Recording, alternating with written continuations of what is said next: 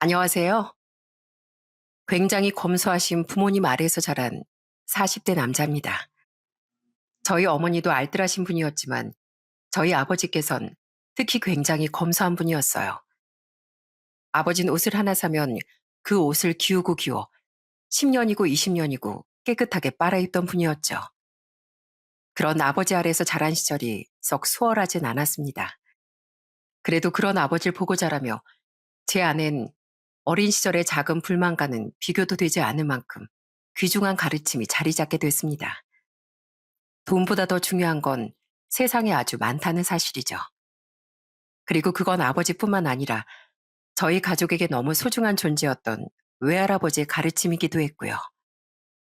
그렇게 가족 안에서 삶의 기준을 배워가던 어느 날, 저희와는 너무도 다른 생각을 가진 사람에게 크게 무례를 당한 적도 있었는데요. 지금부터 저희 가족에 대한 추억과 함께 그때의 일 또한 이야기를 해보려고 합니다. 앞서 말했듯 저희 아버진 정말 검소한 분이었어요. 저희 집은 꽤 잘 사는 편이었는데 아버진 자린고비라고 불릴 정도로 허리띠를 꽉 조이며 사셨죠. 그래서 전 어릴 때만 해도 저희 집이 정말 못 사는 줄 알았다니까요. 어린 시절엔 그런 아버지에 대한 서운함에 때일은 사춘기 시절까지 겹쳐 혼나기도 참 많이 혼났었습니다. 그래도 꾸준한 아버지 훈육과 채찍 대신 당근을 주시던 어머니 덕에 저도 동생도 점차 아버지의 가르침을 이해하게 됐어요. 그리고 이건 고등학교 올라가게 되며 들은 사실인데 아버진 젊은 시절 가난으로 인해 정말 고생을 했다고 하시더라고요. 내 누님하고 형님은 말 그대로 배를 골아서 일찍 돌아가셨어. 나도 똑같이 못 먹고 굶는 게 일상이다시피 하면서 자랐는데 산 게 기적이었지. 게다가 우리 부모님도 가진 고생을 다 하시다가 못 먹고 살았지. 몸은 골병이 들었지. 결국 자식들 뒤를 일찌감치 따라가셨단다. 그래서 이 아버지는 학교도 제대로 못 나오고 한 11살 때부턴 아예 길거리에서 빌어먹고 살았어. 거지라고 몰매 맞고 쫓겨나 보기도 하고 세상에 멸시라 멸신 다 받으면서 거지처럼 아니 진짜 거지로 살았지. 예전에 못 사는 사람들이 그렇게 많았다고 하는데 저희 아버진 그들 중에서도 정말 힘든 삶을 살아오셨더군요. 덤덤하게 웃으며 이야기하는 아버지를 보는데 제 눈에 눈물이 핑 돌더라고요. 그렇게 힘들게 돈 되는 일은 다 하고 살던 아버지를 우연히 만났던 어머닌 아버지의 거친 손과 검은 피부 너머에 숨겨진 진짜 사람의 됨됨이를 알아보셨다고 해요. 부잣집 딸내미가 나 같은 거렁뱅이가 뭐가 좋다는지 도무지 이해가 안 가더구나. 너무 고맙고 또 고마웠지. 그래서 내가 이 사람만은 평생 어떻게든 먹여 살리고 싶다고 생각했어. 아이, 하지만 세상 어떤 부모님이 나 같은 놈한테 딸내미를 내어주고 싶었겠니? 시골에서 지주 소리까지 들었을 정도로 잘 살았던 외갓집에선 아버지를 크게 반대했다고 하더라고요. 외할머니는 그래도 딸의 뜻을 존중해 주자고 하셨는데 외할아버지가 절대 안 된다며 크게 화를 내셨다고 했죠. 너희들 외할아버지 원래 정말 좋은 분이야. 너희도 알지? 어려운 이웃들에게 도움도 많이 주시고 동네 고학생들 후원도 많이 해주신 인망 두터운 분이었지. 그런데도 딸인 이 엄마 일엔 어쩔 수 없는 편견이 생기셨나 보더라고. 그때 결혼 허락을 받겠다고 너희들 아버지가 너희들 외갓집 마당에 무릎 꿇고 몇 날 며칠 망부석도 되어보고 나도 그 옆에서 제발 결혼 허락해달라고 빌고 난리도 아니었단다. 어머닌 당시를 떠올리며 호호 웃으시더군요. 괜히 그때만 생각하면 아직도 무릎이 저린 것 같다면서요. 아버지도 껄껄 웃으며 그때를 회상하셨고요. 맞아. 내가 너희들 엄마랑 결혼하려고 얼마나 힘들었는지. 너희들 외할아버지 지금이야 너희들한테 엄청 잘해주고 푸근하시지? 그땐 완전 호랑이 같았어. 절대 너희들 엄마를 못 데려가게 하려고 문을 지키고 있는 지옥에선 문지기 같았지. 알잖니? 아, 너희들 외할아버지. 옛날 분 치곤 키도 크시고 덩치도 좋으신 거. 정정하실 땐 정말 무서우셨어. 심지어 외할아버진 아버지의 목덜미를 잡고 내동댕이 치신 적도 있다고 하시더군요. 저희 아버지도 덩치가 없는 편은 아니셨기에 그 모습이 잘 상상이 되지 않더라고요. 아버진 그런 외할아버지의 허락을 얻기 위해 오지 말라는 걸 무릅쓰고 외갓집에 찾아가 마당을 쓸고 손질하고 또 농사일을 도우셨다고 합니다. 그러다 어느 날은 마음이 좀 약해졌던 외할아버지께 자신이 살아온 이야기, 그리고 앞으로 어떻게 살아갈 건지에 대한 이야기를 말씀드렸다고 했죠. 난 비록 주어진 환경은 엉망이었지만 그래도 삶에 대한 희망은 늘 놓지 않고 살았다고 말씀드렸다. 절대 삶을 함부로 살지 않았다고 했어. 내가 끝까지 이 세상을 잘 살아가야 하늘에 먼저 간 내 부모님도 내 형제들도 그나마 위안을 삼을 수 있을 거라고 믿으면서 말이야. 난 그렇게 내 삶을 사랑하니까 나 자신도 더 소중한 너희들 엄마도 또 앞으로 태어날 자식들도 끝까지 책임지고 소중히 여길 수 있다고 약속드렸지. 결국 기나긴 노력 끝에 외할아버진 아버지를 받아주셨다더군요. 외할아버진 아버지의 사람됨을 알아보셨던 거예요. 그 과정에서 어머니와 외할머니의 끝없는 설득도 외할아버지의 마음을 돌리는데 단단히 한몫을 했다고 하더라고요. 그 뒤 외할머니 외할아버진 천의 고아였던 아버지에게 정말 잘해주셨다고 합니다. 외할아버진 처음엔 아버지에게 좀 무뚝뚝하게 구셨지만 아버지가 진심으로 외할아버지께 잘하려 노력하자 결국 마음을 여셨다고 하더라고요. 너희들 아빠가 너희 외할아버지께 정말 잘했어. 한 번은 너희들 외할아버지가 병 때문에 무슨 수술을 받고 소변줄을 찬 적도 있었는데 소변 주머니에 싫은 소리 한 번 않고 일일이 자기가 비우곤 했었지. 평생 비루하게 살던 날 사위로 받아주고 번듯한 신혼집까지 마련해 주신 분이잖아. 당연히 은혜를 갚으면서 살았던 거지. 자신과 외할머니에게 진심으로 효도하고 싶어 하던 아버지를 외할아버진 나중엔 친자식인 외삼촌만큼 아끼셨다더군요. 외할아버진 가방끈이 짧았던 아버지를 위해 검정고시 시험을 준비할 수 있도록 도와주시고 또 야간대학에 다니실 수 있도록 여러모로 힘을 보태셨다고 하더라고요. 게다가 부동산 투자와 재테크에 대해서도 하나하나 알려주고 더 공부도 시켜주시며 아버지가 제대로 임대업을 시작해 볼 수 있도록 자본금까지 직접 마련해 주셨다고 합니다. 아버지의 성공은 결국 외할아버지의 믿음과 지원이 있었기에 가능한 일이었던 거예요. 외갓집에서 어른들은 술을 마실 때면 과거 이야기를 한 번씩 하곤 하셨는데 그럴 때마다 외할아버진 허허 웃으며 이렇게 말씀하셨어요. 내가 도와줬다고 해봤자 노력 안 하는 놈은 어차피 안 되게 되어 있는 법이야. 아니, 애초에 싹수가 안 보이는 사람이었으면 내가 도와주지도 않았겠지. 난 약간의 도움만 줬을 뿐 강서방 자네가 성공한 건 다 자네의 진심과 노력 덕분이네. 그러니까 나한테 그만 고마워해도 돼. 아닙니다, 장인어른. 물론 저도 코피나게 노력했지만 그렇게 할 수 있었던 건 제가 잘나서가 아니었어요. 저 같은 아무것도 없는 놈을 믿고 든든히 밀어주신 장인어른을 실망시키고 싶지 않았다는 일념 하나로 여기까지 올 수 있었던 겁니다. 전 원래 난 놈이 아니라 은혜를 잊지 않고 살아온 사람이에요. 그러니까 제가 지금 이렇게 저희 가족과 잘 살 수 있었던 건 모두 장인어른 덕분입니다.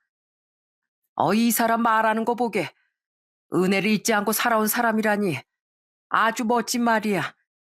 재환아, 들었니? 너도 너희 아버지만큼 꼭 저렇게 멋지고 생각도 깊은 사람이 되어야 한다. 네, 할아버지. 그리고 이걸 꼭 명심하거라. 사람은 돈이 귀한 줄 알아야 하지만 인생에서 가장 중요한 건 결코 돈이 아니라는 사실을 기억해야 돼. 네 아버지를 성공시킨 건 물론 내 돈도 도움이 되었겠지만 네 아버지를 도와주고 싶은 내 마음, 그리고 내게 보답하기 위해, 그리고 가족을 위해 이를 악물고 노력했던 네 아버지의 진심이다. 그러니까 눈앞에 돈에만 일일비하는 사람은 조금 거리를 두고 그 뒤에 있는 진짜 배기를 볼 줄 아는 사람을 곁에 두려무나. 네 엄마가 바로 그런 사람 아니었겠니? 그러니까 네 아버지를 한눈에 알아봤겠지. 한 번은 외할아버지가 저렇게 제게 인생에 대한 교훈도 일깨워 주시더군요. 그때가 제가 고등학교 3학년 때였는데 그 말씀이 굉장히 가슴에 큰 울림을 주더라고요. 이렇게 전 아버지에게도 어머니에게도 외할아버지와 인자하셨던 외할머니에게까지도 많은 가르침을 받고 자랐답니다. 그리고 또 한 분 외갓집엔 제가 정말 좋아하던 어른이 계셨죠. 그 사람은 바로 엄마의 오빠인 외삼촌이었어요. 어린 시절 부모님과 달리 저와 동생에게 뭐든 다 퍼주던 외삼촌을 우린 정말 좋아했습니다. 그런 외삼촌은 제가 고등학교 입학하기 직전에 어느 겨울날 너무 이르게 세상을 떠나셨어요. 등산을 하러 갔다 추락사고를 당하셨거든요. 아이고, 이놈아. 일만 하느라 노총각으로 살다가 이렇게 요절해버리면 이 부모는 어떻게 살라고. 그러게 등산 다니고 회사 다니고만 하지 말고 내 말대로 가정 꾸려서 살았으면 이런 일도 없었을 것 아니냐. 이 불효막심한 녀석아. 그때 늘 강해 보이던 외할아버지가 무너지는 모습을 처음 봤습니다. 그땐 오히려 평소엔 여리셨던 외할머니가 외할아버지를 다독이고 지탱해 주시더라고요. 장모님, 저희 왔어요. 장인어른 요즘엔 밥 좀 잘 드세요. 에휴, 그래도 전보단 잘 먹어. 자네도 힘들 텐데 자네 장인 걱정 이렇게 자주 오느라 고생이 많네. 아니에요. 저희 애들도 외갓집 좋아해서 여기 오면 좋아하는데요. 장모님 어디 편찮으신 데 없으시죠? 나야 괜찮어. 자식 가슴에 묻고 사는 거야 못할 일이지만 그래도 산 사람은 살아야지. 부모님은 이후 알아놓으신 외할아버지가 걱정되어 저희를 데리고 외갓집에 전보다 더 자주 가셨습니다. 고등학생이 된 전 한 번씩은 공부를 하느라 못 가긴 했지만요. 우린 모두 외할아버지가 저러다 큰 병에 걸리시면 어쩌나 걱정했는데요. 사람은 겉으로 보이는 게 다가 아니었더군요. 외할아버진 그래도 점차 기운을 차리셨는데 오히려 외할머니께서 차츰 시름시름 알아 누우시더라고요. 결국 큰 병을 얻은 외할머니는 외삼촌이 돌아가신 지 1년 반도 안 돼 그 뒤를 따라가시고 말았습니다. 속으로만 담아두고 삭히다 보면 내 자식 향한 그리움도 언젠가 무뎌질 줄 알았지. 그런데 그게 내 속을 곰고 곰게 했나 봐. 강서방, 출하나, 나야 내 아들 보러 가는 거니 하나도 두렵지 않지만 혼자 남을 우리 양반, 출하니 네 아버지 잘 좀 부탁한다. 연이어 오빠 어머니를 잃은 어머니의 슬픔도 컸지만 외할아버지의 슬픔은 더더욱 컸습니다. 아버지 어머니는 도저히 외할아버지를 시골에 혼자 둘 수 없으셨던 것 같아요. 재환아, 지영아, 너희들 외할아버지 이대로 혼자 계시다간 큰일 날지도 몰라. 그래서 엄마랑 이 아버진 외할아버지를 집으로 모셔오려고 하는데 너희들도 이해 좀 해주렴. 외갓집을 좋아해서 어릴 땐 언제 두 분을 보러 가나 손꼽아 기다리던 우리였는데 이런 아버지 말씀에 왜 싫다고 했겠습니까? 그렇게 저희 가족은 외할아버지를 서울로 모셔와 함께 살게 됐어요. 재환아, 이 할애비가 와서 집이 좀 좁지? 다 늙어서 자식한테 짐이 되면 안 되는 건데. 에이, 할아버지! 할아버지가 세 분이 오신다고 해도 전 괜찮아요. 전 오히려 할아버지랑 살게 돼서 너무 좋은데 왜 또 그러실까? 몸이 막 이것저것 아프셔서 괜히 그런 부정적인 마음이 드시나? 안 되겠다. 제가 안마해 드릴게요. 재환아, 요즘 대학생들은 옷을 뭘 좋아하냐? 이 할애비가 사주마. 같이 나가자. 지영이도 옷 사주게 같이 가자고 해라. 장인어른, 저번에도 사주셔놓고 뭘 또 괜히 사준다고 하세요. 바람 쐬러 가시고 싶은 거면 저랑 집사람이랑 바닷바람 쐬러 가시자니까. 자네랑 주란이가 하도 날 여기저기 데리고 돌아다닌 탓에 우리 손주들이랑 셋이서 외출한 적은 많이 없지 않나. 자네랑 주란이랑 같이 나가면 얼마나 잔소리가 심한가. 애들 뭐만 사주려고 하면 그건 너무 비싸다. 버릇 나빠진다. 내가 살면 얼마나 산다고. 우리 손주들한테 사주고 싶은 것도 마음대로 못 사줘. 장인어른도 참 예전에 집사람이랑 형님한텐 그렇게 아끼라고 잔소리 하셨다더니 손주들한테 왜 그렇게 물으세요? 전보다 요즘 더해지신 것 같네요. 이젠 자네 장모도 내 아들도 없잖나. 그러니까 그 두 사람 못까지 우리 손주들한테 더 해주려면 어쩔 수 없지. 처음에 외할아버진 괜히 우리에게 미안해하셨어요. 원래는 늘 호탕한 분이셨는데 외할머니와 외삼촌을 잃은 슬픔에 많이 위축이 되신 것 같더라고요.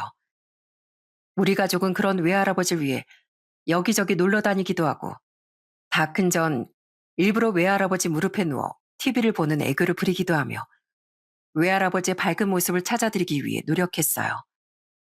덕분에 외할아버진 점점 웃음을 찾으실 수 있었죠. 그렇게 함께 살게 된 이후 외할아버진 전보다도 더 손주들에게 아낌없이 뭐든 해주려고 하시더군요.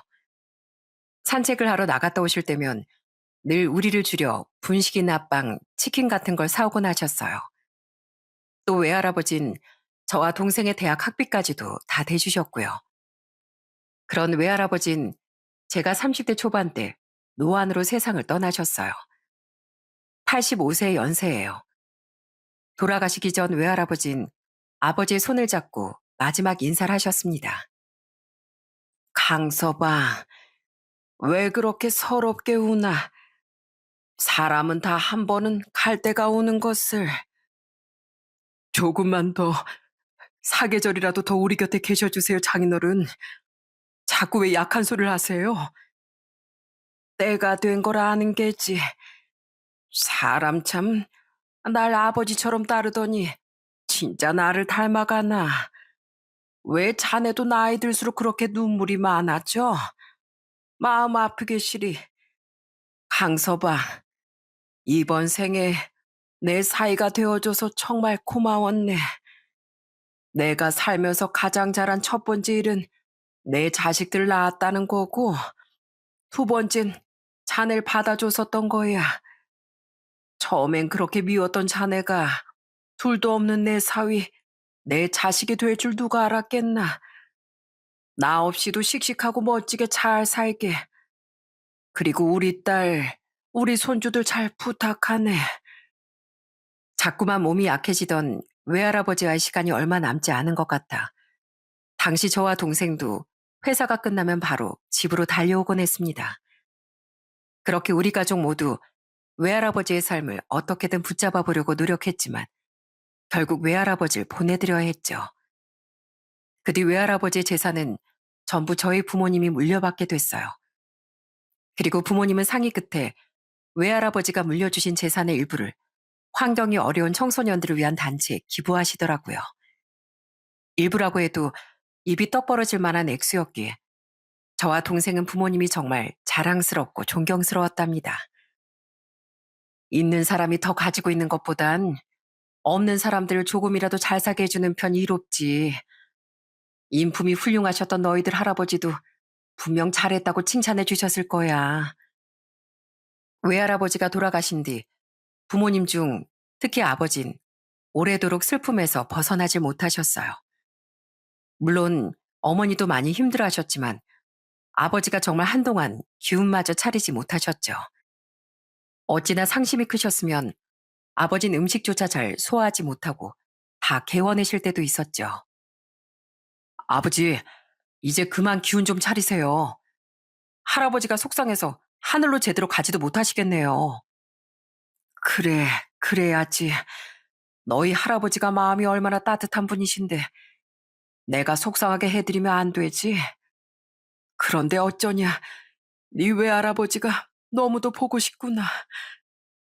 아버지에게 외할아버진 단순한 장인이 아니라 부모님이자 자신의 인생을 바꿔준 은인과 같으셨다는 걸 우리 가족 모두 잘 알고 있었습니다. 그래서 더 아버지의 슬픔에 공감하며 아버지에게 힘이 되어드리려 노력했죠. 다행히 아버진 산 사람은 살아야지 하며 다시 일상을 찾아가셨습니다. 어머니도 마찬가지셨고요. 하지만 부모님은 외할아버지 물건만은 전부는 버리지 못하셨어요. 외할아버지의 돋보기 안경과 지팡이만은 늘 저희 집 한구석에 놓여 있었습니다. 그리고 아버진 외할아버지가 사주셨던 차 2004년식 소나타도 오래도록 바꾸지 못하고 몰고 다니셨어요. 아유, 어차피 차는 굴러만 가면 되는 거잖니. 나도 나이가 들 만큼 들었는데 새 차가 뭐가 필요하겠어. 난 네 외할아버지가 사주신 이 차가 좋다. 이 차를 끌고 나갈 때면 네 외할아버지랑 같이 드라이브 하는 것 같은 느낌도 들고 옆에서 좌회전해라 직진해라 그렇게 잔소리하던 네 외할아버지 목소리도 들리는 것 같아서 좋아. 언젠 같이 차 타고 나가면 외할아버지 잔소리가 너무 심하다고 투덜대시더니. 그러게 말이다. 전엔 이놈의 노인네가 왜 이렇게 잔소리가 늘어가나 싶어서 투덜댔는데 그게 이렇게 그리워질 줄 누가 알았겠니. 이 차를 처음 뽑아주셨을 때 네 외할아버지가 그러셨다.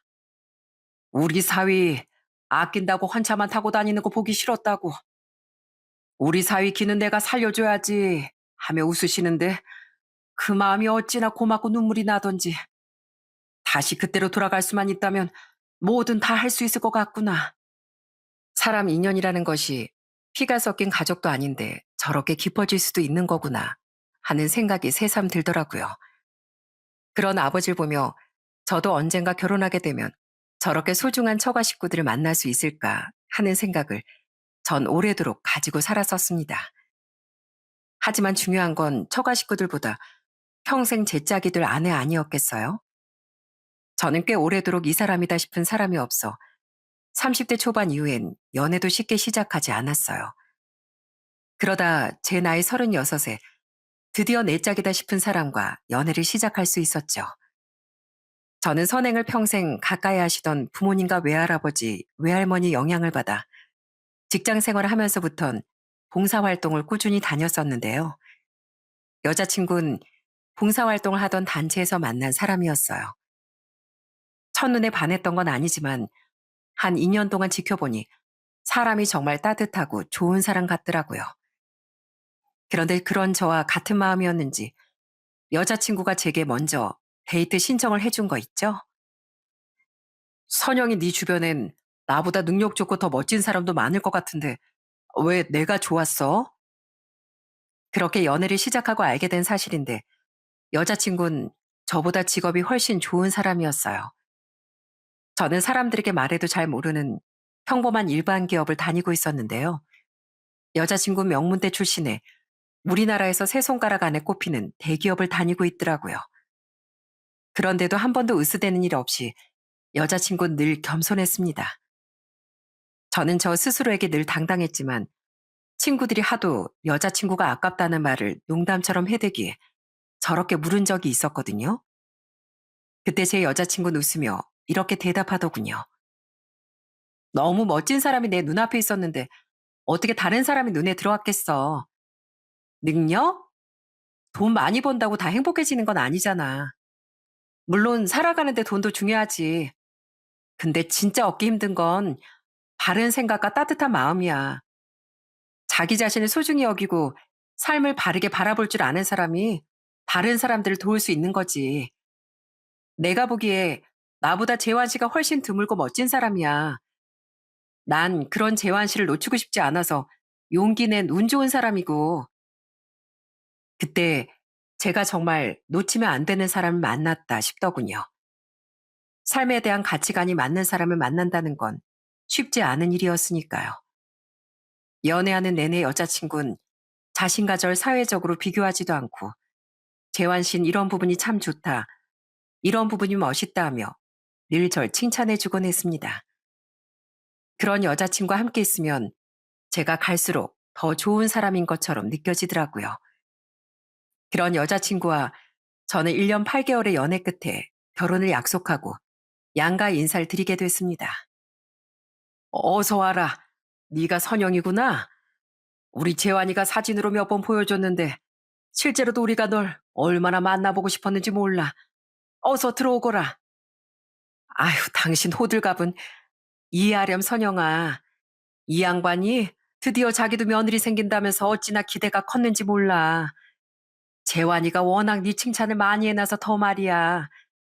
이 양반이 원래는 참 무뚝뚝한 사람이었는데 나이 들수록 점점 들뜨는 일도 많고 호들갑도 많아지지 뭐니. 저희 부모님은 여자친구를 처음 본 날부터 정말 마음에 들어 하셨습니다. 단정한 말씨야 몸가짐도 신중해 보이고 겸손히 몸에 밴 아이 같다면서요. 무엇보다 저처럼 봉사를 꾸준히 하는 사람이라는 말에 나눔의 미덕을 아는 사람이라며 쌍수를 들고 환영하시더군요. 딱 우리 가족이구나. 가족이야. 그러게 아빠.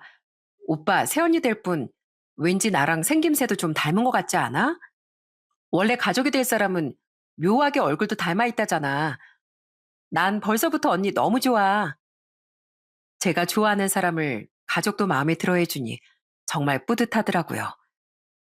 저는 예비 처가에서도 제가 똑같이 환영받길 기대했어요. 예비 처가 인사 간 날 예비 장인어른과 예비 처제는 절 따뜻하게 맞아주었습니다. 어서 오게.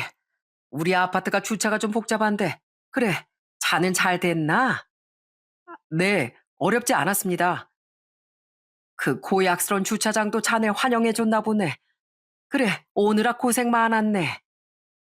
안녕하세요, 형부. 제 여동생을 닮은 것 같은 처제도 귀여웠고, 고등학교 교장 선생님으로 은퇴하셨다던 예비 장인어른의 인상도 참 좋다고 생각했어요. 나중에 들어보니 예비 장인어른 또한 평생 어려운 학생들을 위해 후원도 하고, 은퇴 후엔 교육 봉사도 다니던 훌륭한 분이시더라고요. 여자친구가 그런 자신의 아버지를 닮았던 거죠. 그런데 예비 장모는 밥을 먹는 내내 자꾸 한숨을 쉬고 제가 돌아갈 때까지도 표정이 썩 좋지 않더라고요. 제게 별다른 말은 없었기에 별일은 없었지만 신경이 쓰인 건 어쩔 수 없었습니다. 그래서 여자친구의 집에서 나온 뒤 여자친구에게 물었죠. 어머님 혹시 나 마음에 안 들어 하셔? 아니야. 그런 거. 그냥 아침부터 속이 좀 안 좋으시다고 하셨어. 신경 쓰였지? 미안해. 그러셨구나. 그럼 다행이지만 속이 안 좋으시다니 걱정이네. 나 혼자 가면 되니까 얼른 들어가 봐.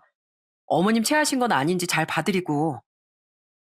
그런 여자친구의 말에 그땐 그냥 그런가 보다 했습니다.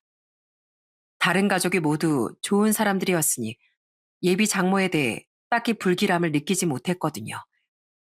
하지만 그건 너무 아니란 생각이었다는 걸 전 얼마 뒤 열린 상견례 자리에서 알게 됐어요.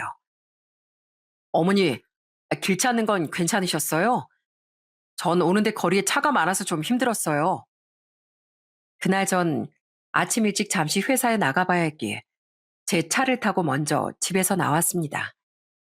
그리고 늦지 않게 상견례 장소인 식당에 도착해 주차장에 차를 세웠어요. 그런 제 뒤를 이어 아버지도 어머니와 동생과 함께 차를 끌고 도착해 막 주차를 마치셨죠.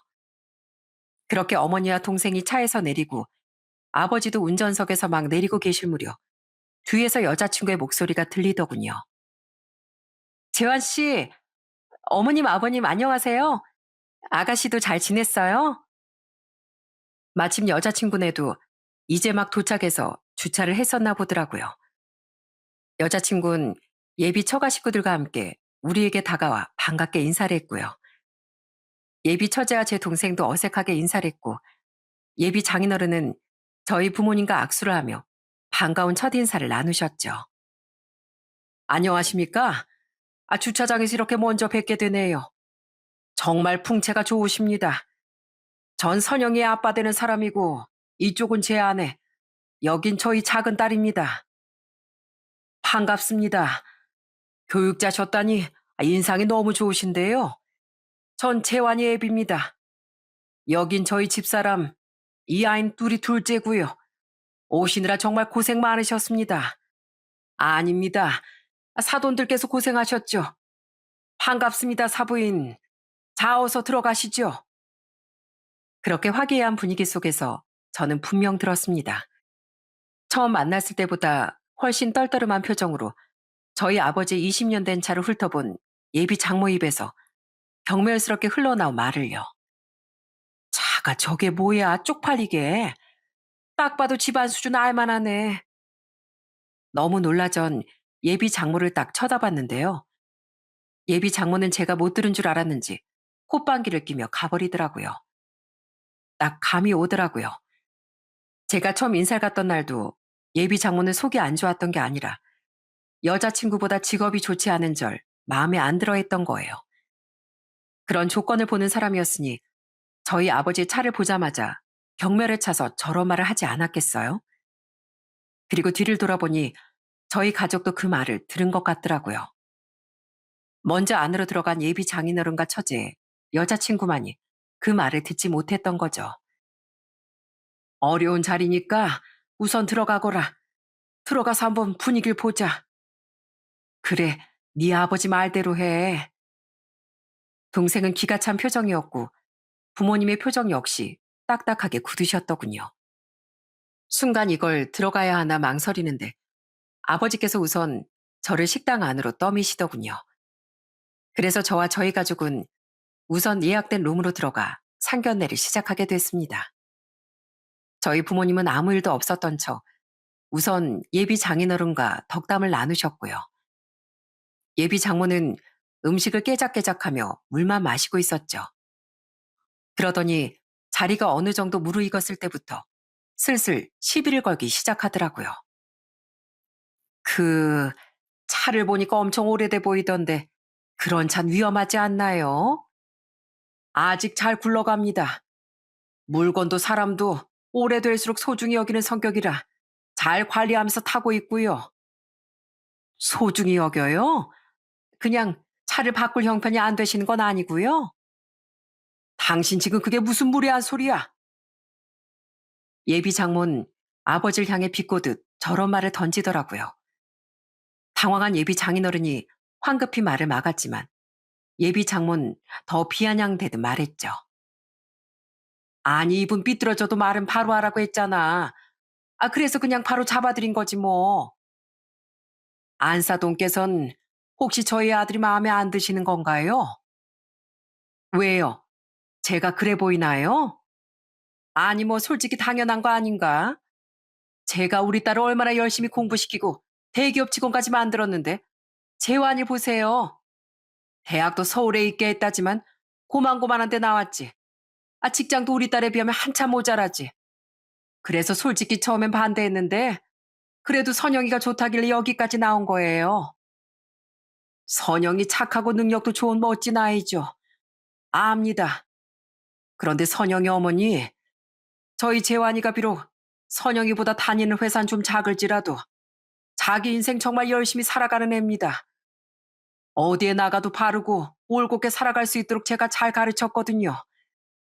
그러니 너무 한 면만 보지 마시고 저희 재환이 잘 봐주세요.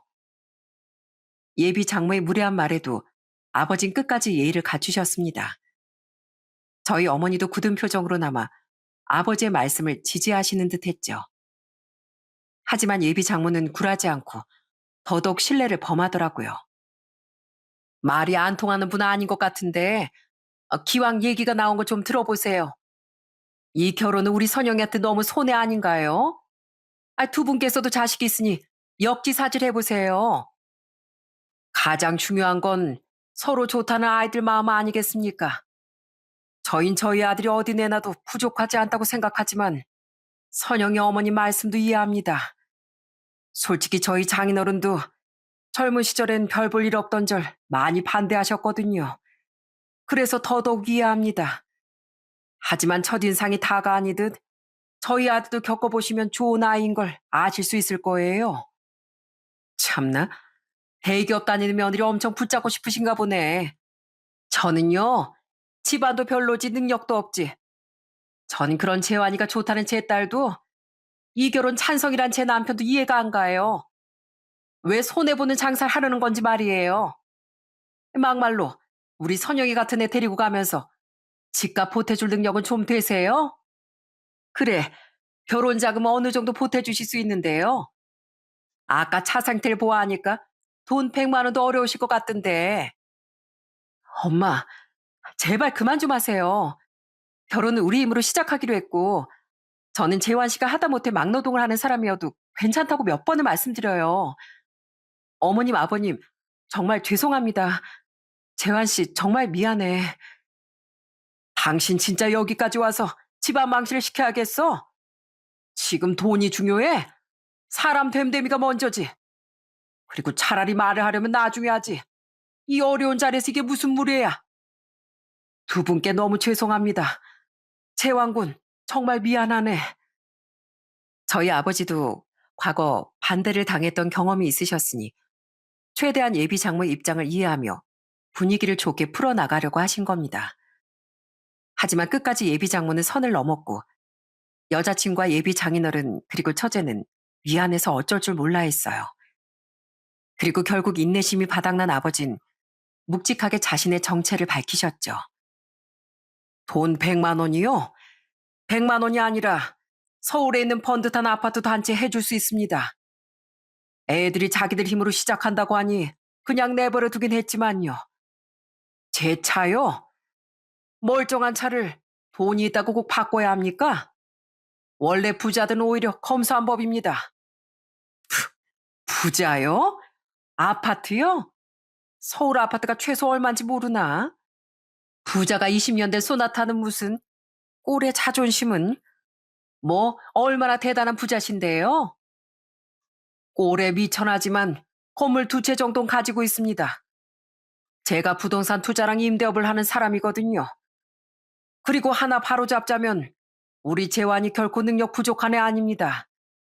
비록 회사는 작은 곳에 다닐지 몰라도 제가 일찌감치 재테크를 가르쳐서 모아둔 돈이 선영이보다 많다고 알고 있습니다.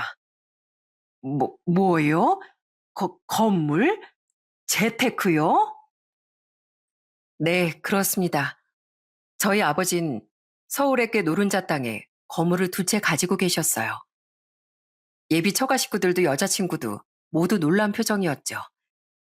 여자친구도 제가 굳이 말을 안 했기에 저희 집이 얼마나 잘 사는지 부모님이 건물주인지 알지 못했었거든요. 어차피 제 돈도 아니었기에 말할 필요도 못 느꼈고 저도 모아둔 돈이 적지 않아 우리 2사람의 힘으로 시작하려고 했었으니까요. 그래서 부모님의 도움을 받을 생각도 없었기에 굳이 여자친구에게 제 집안 형편에 대해 왈가왈부하지 않았던 거예요. 그런 것도 모르고 예비 장모는 아버지의 차만 보고 저희 집을 크게 무시했던 겁니다. 아버진 특히 크게 벙찐 예비 장모를 향해 차분하게 말을 이으셨어요. 진짜 부자는 굳이 자기가 얼마나 잘 사는지 드러낼 필요를 못 느끼는 법입니다. 진짜 필요한 곳에만 돈을 쓸 줄 알아야 부자가 되는 거죠. 그리고 아까 주차장에서 저희 집안 수준을 알만하다고 중얼거리셨죠? 딱 보니 선영이 어머니께선 돈으로만 사람 수준을 나누시는 것 같은데 저는 사람 수준에 대해 판단하는 기준이 좀 다릅니다. 삶을 돈에 일희일비하지 않고 얼마나 가치 있게 살아가는 사람인지 그 척도에 따라서 전 그 사람을 높게도 또 낮게도 판단합니다. 그렇다고 선영이 어머님처럼 그걸 드러내진 않고 속으로만 조용히 생각하죠. 그게 무례하다는 걸 알고 있으니까요. 그, 저는 그게 저랑 집사람은 선영이가 참 마음에 들었습니다. 그렇다고 저희 아들과 저희 집안이 무시당하는 걸 그냥 참고만 있을 호의는 아니고요. 오늘은 날이 아닌 것 같으니 먼저 실례하겠습니다. 오늘 자리 참 아쉽네요. 아버진 끝까지 품위를 지키며 예비 장모에게 따끔한 충고를 마치셨습니다. 그리고는 어머니와 저 그리고 동생에게 나가자고 말씀하셨죠. 예비 장모는 넋이 나간 표정이었고 예비 장인어른과 여자친구는 자리에서 일어나 고개를 숙여 끝까지 사과를 했죠. 식사 계산은 저희가 하겠습니다. 정말 죄송합니다. 제가 꼭 다시 정식으로 사과드리겠습니다. 죄송합니다, 어머님, 아버님. 재환 씨, 정말 너무 미안해. 눈물을 뚝뚝 흘리는 여자친구를 보는데 참 마음이 심란하더라고요. 집으로 돌아온 전 부모님께 너무 죄송해서 어쩔 줄 몰랐어요. 그런데 잠시 뒤 여자친구가 집으로 찾아오지 않았겠어요? 여자친구는 집에 오자마자 무릎을 꿇고 흐느끼며 저희 부모님께 사과를 드렸습니다. 죄송합니다. 저 먼저 이렇게 다시 찾아뵙고 꼭 용서를 빌어야 한다고 생각했어요. 저희 어머니가 그렇게 나쁜 분은 아닌데요. 뭐든 손해보기 싫어하는 성격이셔서 그래도 딸 결혼시키는 자리에서까지 그런 행동을 하실 줄은 정말 몰랐어요. 많이 불쾌하셨죠? 됐다. 네가 무슨 죄겠니? 오히려 우리만큼 너랑 네 아버지도 마음을 다친 것 같더구나. 저 어머님 아버님만 괜찮으시다면 저희 아빠가 다시 나를 잡고 다시 식사 대접을 하고 싶으시대요. 저희 아빠 엄마에게 크게 화내셨어요. 그리곤 직접 아버님께 연락을 드리려고 하셨는데 그것마저도 불쾌하실까 봐 저한테 그 말을 전해달라고 하셨어요. 꼭 직접 뵙고 다시 사과드리고 싶다고요. 저희 엄마도 더는 그런 무례한 행동 절대 안 하실 거예요. 어머님, 아버님, 저 재환 씨 정말 많이 좋아해요. 앞으로 절대 이런 일 없게 할 테니까 제발 저 며느리로 받아주시면 안 될까요? 부모님은 결국 예비 장인 장모님과 다시 식사 약속을 잡으셨습니다. 예비 장인어른은 좋은 분 같으니 사과하고자 하는 성의를 무시하면 예의가 아닌 것 같다고 하시면서요. 이번엔 예비 처제와 제 동생은 함께 자리하지 않기로 했죠. 부모님은 그 자리에 나가기 전 제게 물으시더라고요. 너는 이 결혼을 어떻게 하고 싶냐? 전 여전히 여자친구를 많이 좋아했습니다. 하지만 예비 장모라는 사람 때문에 고민이 많이 되는 것도 사실이었어요. 저희 집 사정을 알게 됐으니 예비 장모처럼 사람의 겉만 보는 사람은 앞으로 제게 함부로 굴지 못할 거라고 생각은 했었는데요. 그래도 처음부터 저와 저희 집에 이렇게 무례를 저지른 사람과 가족이 되어도 되는 건가 싶더라고요. 그런 제 생각을 정리해서 말씀드렸더니 아버진 이렇게 말씀하셨어요. 그럼 그냥 이대로 결혼 진행하거라. 원래 욕심이 많고 마음이 좀 삐뚤어진 사람이야. 어디든 있는 거 아니겠니? 모든 집안 사람들이 다 좋긴 어려운 법이다. 늘 말했지만 나랑 네 엄만 선영이 정말 좋게 본다. 너도 선영이를 오래 봐왔다며? 그 집 아버지도 선영이도 선한 사람들이니 한 사람 정도 그냥 좀 참아도 되지 않겠어. 네가 그만큼 선영이를 좋아한다면 말이야. 눈물 뚝뚝 흘리는 선영이를 보는데 우리도 마음이 참 아프더구나. 전 선영이가 너무 좋지만 정말 이 결혼 허락해 주셔도 괜찮으시겠어요? 그래. 이번에 그 집 부모를 다시 만나서 선영이 어머니가 어떻게 나오는지 보긴 해야겠지만 선영이 어머니가 숙이고 나오면 그냥 너도 한 번은 눈 감고 결혼해도 괜찮다고 생각한다. 그 집 아버지께선 다행히 좋은 분 같으니 집안의 중심을 잘 잡아주실 것 같고 어차피 넌 선영이랑 사는 거지 처가에 들어가서 살 것도 아니고 말이야. 어머니도 아버지와 같은 생각이라며 제 손을 꼭 잡아주시더라고요. 그렇게 우린 여자친구네와의 식사 자리에 나가게 됐습니다.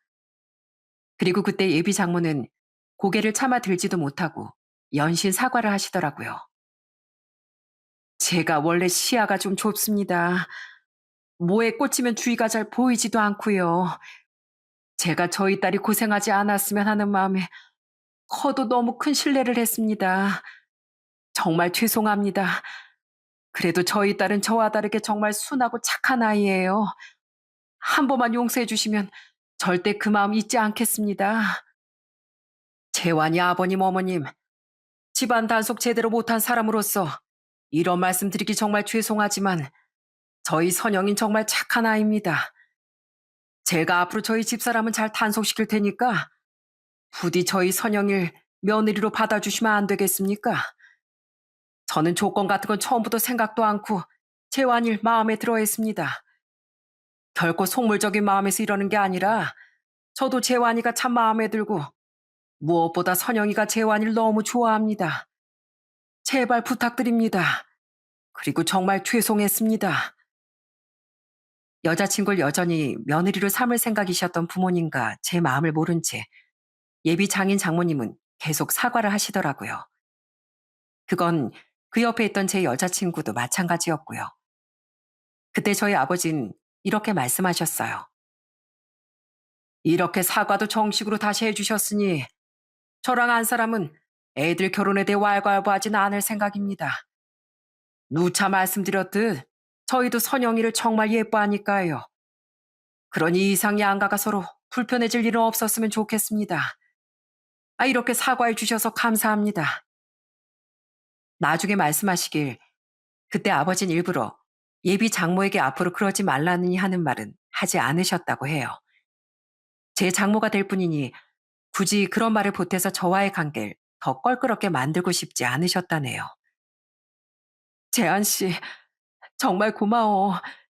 어머님, 아버님께도 너무 감사하지만 우리 엄마를 용서해준 재한 씨한테도 너무 고마워. 넌 아무 잘못 없잖아. 왜 네가 제일 큰 죄인처럼 자꾸 울어. 마음고생 많았어. 이제 결혼하면 우리 더는 울 일 없이 행복하게 살자. 그런 우여곡절 끝에 우린 무사히 결혼을 하게 됐습니다. 솔직히 장모가 그때 진심으로 사과를 했다곤 생각하지 않았어요. 저희 집이 부자라는 걸 알고 손바닥 뒤집듯 태도가 변한 사람의 말을 어떻게 믿었겠습니까?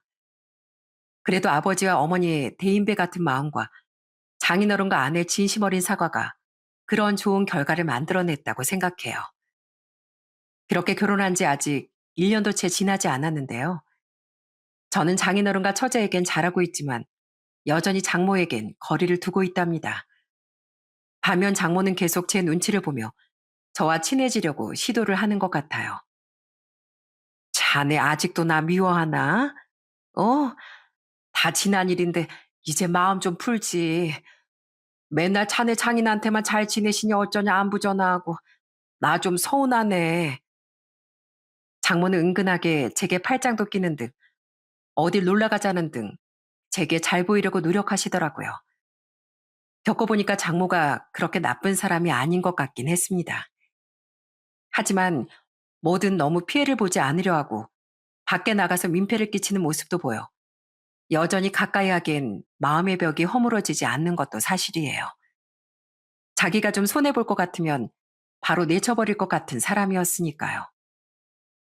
그래도 장인어른과 처제와는 진심으로 잘 지내고 싶고 사랑하는 아내 부모님이기에 저는 장모에게도 중간 정도의 도리는 다 하며 살고 있습니다.